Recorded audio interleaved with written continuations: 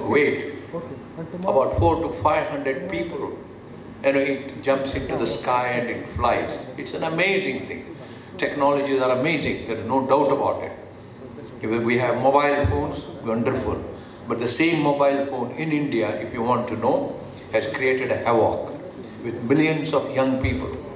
We have built huge cities like Bangalore. Do you ever see grass, soil, shrub, butterfly, birds? No, you don't see it in Bangalore.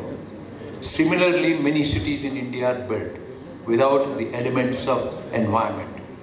What will the children learn? How do they learn the importance of grass? They will explain much better than the better environmentalists.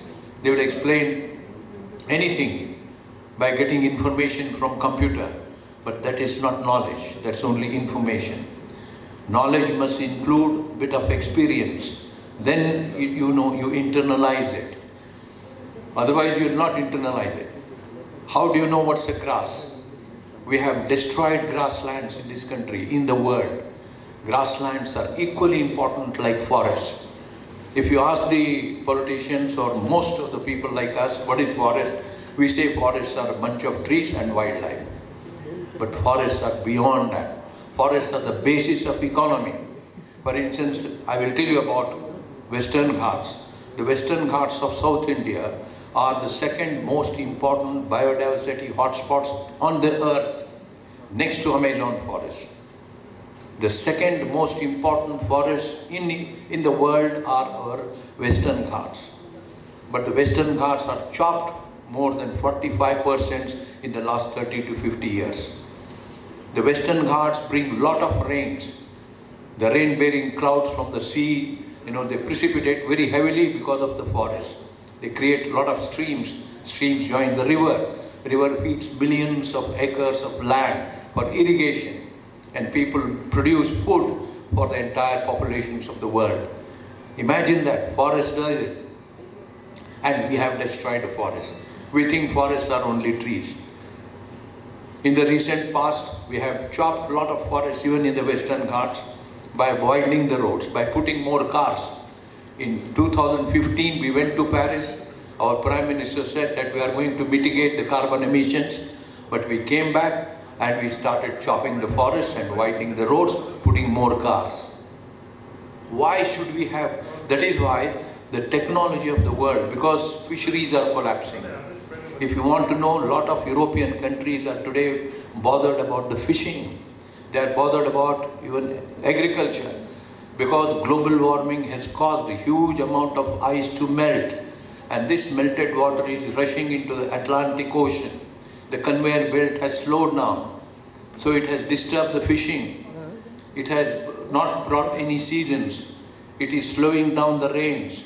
The European population, about 42 crore people, are scared that they may not get the rains. It will affect their agriculture. Italians are crying because they eat only pasta. They told Americans who came to settle down, they put up the McDowell hotels. They said, your McDowell food, our dogs also won't eat. We want our pasta, we want our wine, we want our music. That's our culture. We don't want any other food. Imagine that. That's their culture. And to produce pasta, you need durum wheat. This durum wheat is grown only in the Mediterranean regions, the south of France, Italy, Egypt, and things like that. Now, 45% of yield has come down in durum wheat because of the global warming. So Italians are crying whether they will be able to eat food or not. We have lost our food of jawar in North Karnataka. Ragi is also come down.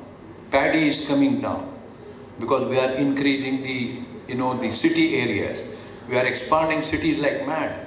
About 7 to 8 years ago, we expanded our city to so much that 110 villages around in Bangalore and surrounding Bangalore were taken over by the BBMP and they joined them. These were villages with lot of ponds, small lakes, wetlands, kalyanis, that is the wells, lot of vegetables they were growing, trees, and that was bringing down global warming. Every speck of earth is bringing down global warming. Every speck, what is a speck of earth? It is a grass, it may be a patch of forest, it a patch of green, whatever it is, it brings down global warming. We should be aware what this earth is doing. It was virgin, it was pure when it was formed millions of years ago. We have started polluting the oceans also. We are putting about 10 million tons of electronic and plastic waste into the Pacific Ocean. Only China and Indonesia are throwing so much of waste. The great American director, that is the Cameroon, who produced the film Titanic and Avatar. If you have seen Avatar, in that Avatar there is one scene where he shows that there are great forests, that they don't use any weapons, but the great technology creates great machines. They fly over the forest, they set fire to the great forest, animals die, forests are burned. But eventually, the two people, the tribal people, they kill a man who has brought all the huge flying machines. They use just simple, technology, simple technologies. They have the stones, they have the great sticks, which they are, easy in handling. So these are the lessons, which the great filmmakers are showing. The same cameraman, the same director, James Cameron, said that the white sharks in the Pacific Oceans, also in Atlantic Ocean, they are dying because we have polluted the ocean waters by throwing a lot of waste, by oil spillage, and also by so many other kinds of waste which are going into the ocean. We are not leaving anything. We should know that. It's a great mystery. Because when I was a child, there was no phone, there was no television, there was nothing. But my imagination never stopped. I'm not saying only mine. A lot of children, they have a tremendous imagination. So use of technology restricts the human mind. I'm not saying don't use technology, but we should be selective. What kind of technology should be given to children? What will alight their mind? What will trigger their thinking? What will spur their imagination? Because Einstein always said, imagination is more powerful, more important than even knowledge. If you don't have imagination, you will not be able to live. Creativity and thoughtfulness of the mind are very important for survival. We have today seen that creativity is coming down very fast. That is why we do not get the kind of films which we were seeing earlier. We cannot get the books written earlier, Agatha Christie, Shivram Karan, things like that. We don't have, because they were imagining. Imagination produced tremendous creativity. And creativity, it produced a lot of, healthy mind and healthy thinking. It made people to survive. So these are very, very important things.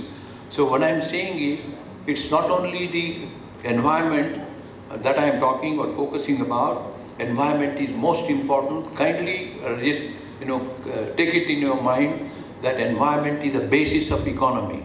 I am just giving you an example of the Western Ghats. These Western Ghats we have in Karnataka, maximum compared to 3-4 other states.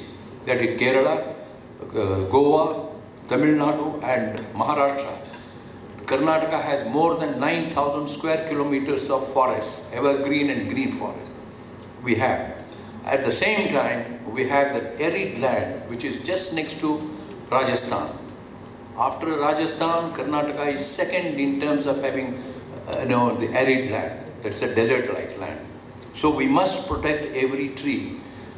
And people here, they claim themselves to be environmentalists by just planting trees. I'm happy people are planting, but what kind of trees are you planting? Where are you planting is important. You just can't go on planting any kind of a tree. No, you have to choose the soil. You have to understand what kind of, soil nutrients are there. Depending on that, you have to choose the plants and plant it. So, environment is a thing. It is the basis of environment. As I said, the world is collapsing. Like, all the European countries were stuffed with a lot of population. They went on eating more fish because it was cheaper. Then they finished the fish there. They also pushed a lot of waste into the oceans. The fish died. Then they all came to Africa. Africa was poor. They gave money and they bought license to fish in the African oceans, and they started deep sea fishing, trawlers and all that. Within 7 to 8 years, the entire fishery in Africa also started collapsing. So this is how we are collapsing. Our topsoil is going. In Bangalore, as I said, those 110 villages, we should have kept them alive. We should have made tourists to come and see how beautiful Bangalore was. We could have made it, more beautiful, softened it. We should have created a nice, for instance, the rural hotels or whatever it is, hotel. We should have kept, like for instance, in Malaysia, they have kept one town, keeping all the traditional houses, traditional roads, traditional clothing, traditional articraft that were produced in Malaysia are just kept like that. Similarly, we have to keep our tradition because our traditions are important. They produce a culture, culture produces harmony, culture produces our technological growth, because culture gives us imagination, culture gives us enough thoughts.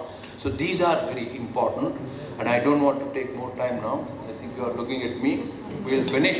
Thank you very much for giving me the time. So we'll meet again.